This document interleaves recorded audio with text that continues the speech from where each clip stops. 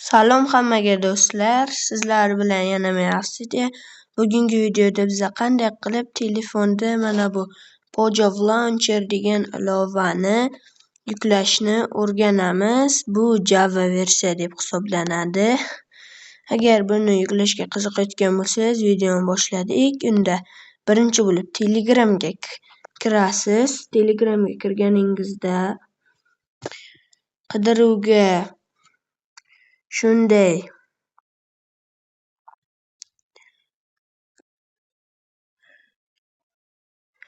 mana shuni yozsangiz mening Telegram kanalim chiqib keladi.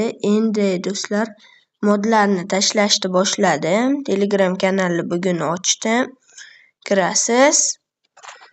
Pojov Launcher o'zi turgan bo'ladi. Kommentga yozinglar, istaganinglarni qanaqa modlarni tashay bunga. Istaganingizni yozinglar. Avtomat modi, mebel modi, o'shalarni tashlab qo'yaveraman. Kommentga yozinglar sizlar qanaqa mod kerakli bo'lsa, yo video qilib chiqaraman, yo Telegram kanalimdan olsangiz bo'ladi. Xullas, Pojov Launcher ustiga bosib ochib olib, yuklab olasizlar. Yuklab olganingizdan keyin unga kirasizlar va shunday joy paydo bo'ladi. Bunda add account pluscha turibdi. Mana shu plusning ustiga bosasizlar. Plusni bosganingizda mana shular chiqib keladi.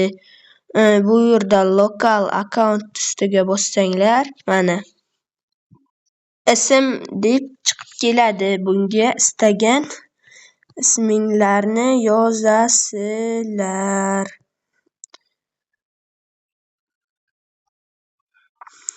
Yozganlaringdan keyin login tugmasini bossanglar bo'ldi, ochiladi. Keyin mana bu qalamchani bosasizlar va mana bu versiyonni yondagi selectni bosasizlar va Realosi degan tugmani bossanglar, har xil versiyalar chiqib keladi. Istagan bitta versiyangizni tanlab bosasiz. Istagan versiyangizni tanlab bosganingizdan keyin save degan pastda delete save degan tugmadan saveni bossangiz o'zingiz avtomatik chiqib ketadi.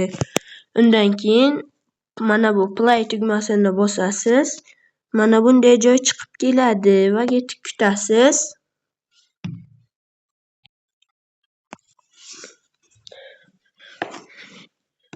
Yaxshi.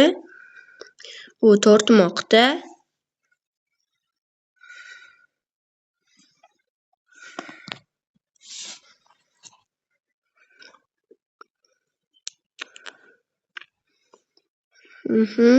Yaxshi tortayapti lekin.